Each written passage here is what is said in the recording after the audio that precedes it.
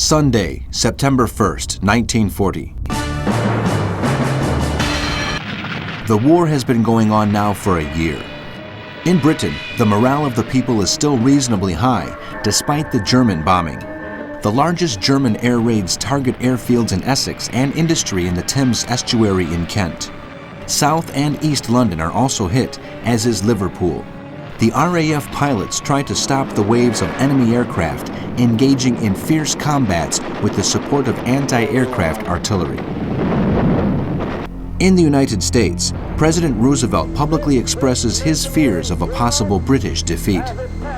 For the German press, there is no doubt that America fully supports Britain. With the American signing of a defensive agreement with Canada, which is part of the British Commonwealth, the USA is no longer neutral as far as the Germans are concerned, but only a non-belligerent power. In Germany, the government orders all Jews in the country to wear a yellow star sewn onto their clothes at all times. In Africa, the Italian troops commanded by the Duke of Aosta appear to be in a strong position. After launching several offensives, they are now in control of Kassala and Galabat in southeast Sudan, the market city of Moyal on the border of Ethiopia and Kenya, and of British Somaliland. All this has been made possible by the precarious situation of the British forces led by General William Plott in Sudan and by Lieutenant General William Cunningham in Kenya. In the Sea War, U-101, commanded by Fritz Frauenheim, sinks the Greek merchant ship Euploia, while U-32 sinks HMS Fiji. The British Admiralty acknowledges the sinking of cruiser Dunvegan Castle by U-46, commanded by Engelbert Endres.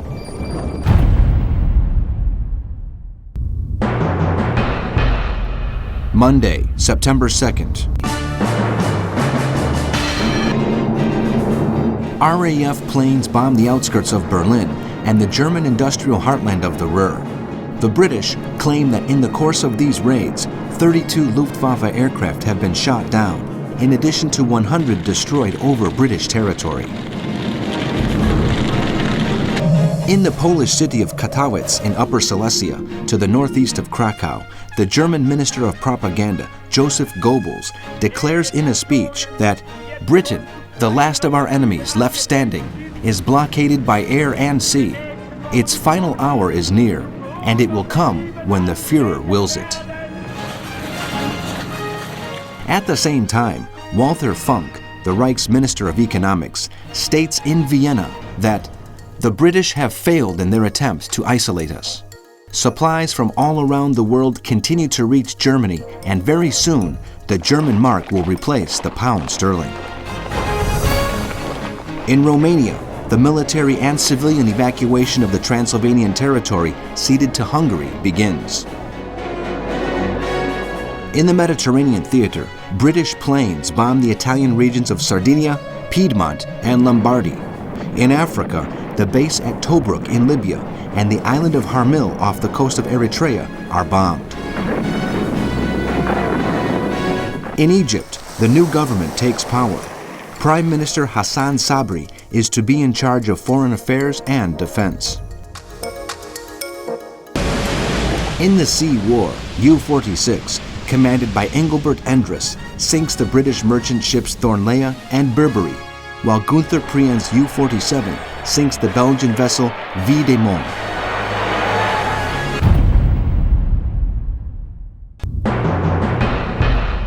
Tuesday, September 3rd. In Berlin, Hitler is still hesitant about the planned landings in Britain. Operation Sea Lion, scheduled for the 15th of the month, is delayed to the 21st. Besides 2 air divisions, the invasion forces include 9 divisions and 250 tanks. General Karl Haushofer, a conservative monarchist and lecturer at the University of Munich, who is also a close friend of Hitler's right-hand man Rudolf Hess, tries, via his son, to contact Douglas Hamilton, the Duke of Hamilton, a prominent British aristocrat and member of the House of Lords, to sound out the possibilities of reaching a peace agreement between Germany and Great Britain. In the United States, President Roosevelt declares in Congress that the agreement signed with the British government is of historical significance. In return for 50 destroyers, the American Army will gain bases in such places as Newfoundland in Canada and British Guiana in South America. This will greatly facilitate the defense of the American East Coast, the Panama Canal, Bermuda, Jamaica, Antigua, St. Lucia, and Trinidad. In Vichy, France, General Maxime Weygand resigns from the government and his defense post.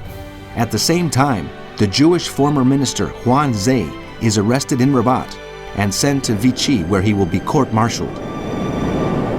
In the Battle of the Atlantic, U-57 collides with the Norwegian freight ship Rona and sinks, but will later be refloated. U-60, commanded by Albert Schnee, sends the British ship Ulva to the bottom of the ocean, while the aircraft carrier Illustrious arrives in the eastern Mediterranean.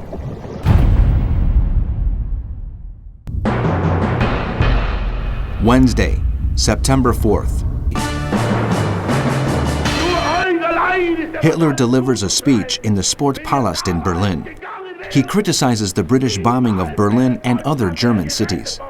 They are not targeting military targets. They attack the homes of German families. Churchill should realize that if their planes drop 5,000 or 6,000 bombs, ours will hit them with 50 or 60,000. We will wipe their cities off the map. He later agrees with Marshal Hermann Göring that nighttime bombing of London should begin on the 7th of September. In the United States, Roosevelt's government is rapidly rearming. In addition, the president proposes to introduce compulsory military service. These issues have little impact on the presidential race, as the Republicans are of the same mind. Meanwhile, 8 of the 50 destroyers leased to Britain set sail for the UK. The Dutch government in exile in London breaks off diplomatic relations with France. Meanwhile, the French government at Vichy, led by Marshal Pétain, decrees that religious orders will be allowed to teach in French schools, something which has been forbidden since 1904. On the Mediterranean front, British and Italian planes engage in battle with the participation of the aircraft carrier Illustrious, the first ever to incorporate a radar system. The British objective is to destroy the Italian airfields on the island of Rhodes in the Aegean Sea between Greece and Turkey. In the struggle for supremacy at sea, U-46, captained by Engelbert Endres, sinks the British freighter Luminec, while U-47, under the command of Gunther Prien, send the Titan to the bottom of the ocean.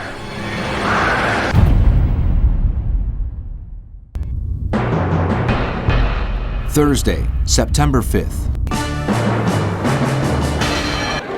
German attacks on Britain are stepped up.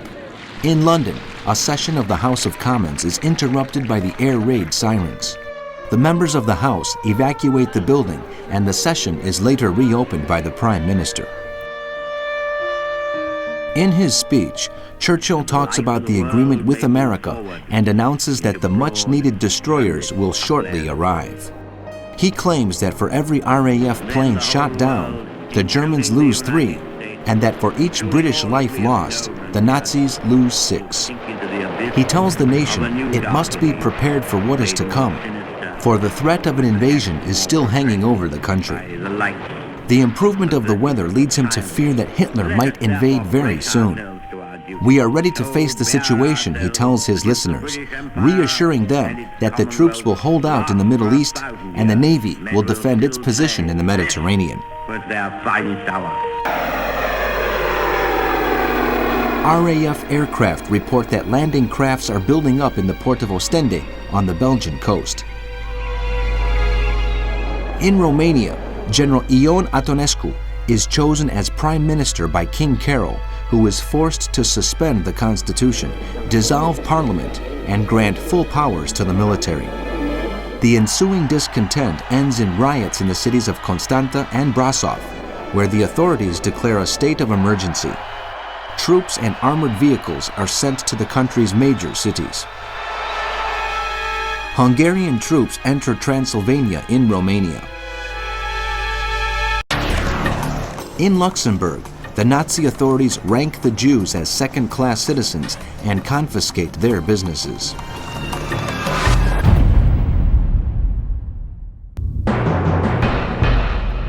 Friday, September 6th. The Luftwaffe attacks the airfields of southern England. During the night, they bomb Liverpool, Portsmouth, Sunderland, Blyth, and Newcastle, and the fuel deposits of Thames Haven, Shellhaven, and Corryton on the north bank of the Thames estuary. The British government declares a state of yellow alert, which signals that the invasion could come within 3 days' time.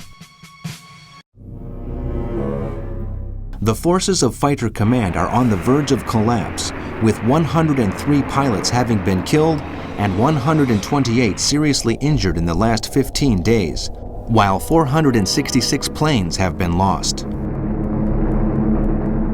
Nevertheless, British aircraft are able to carry out the first 2-hour heavy bombardment of Berlin, causing civilian casualties. Worried by the idea of an Anglo-American invasion, Hitler orders the OKW, High Command of the Armed Forces, to prepare plans to occupy the Azores, Canary, and Cape Verde Islands. Protests continue in Romania, and King Carol, who planned to go into exile in Switzerland, abdicates in favor of his son Mihai I, Michael I, who is only 19 years old. All members of the former government are arrested. The Regia Aeronautica bombs the island of Malta and attacks a British convoy in the Mediterranean. 5 Italian planes are shot down. Meanwhile, Royal Navy ships attack Italian military targets on the island of Sardinia and the Dodecaneso archipelago in the Aegean Sea off the coast of Turkey.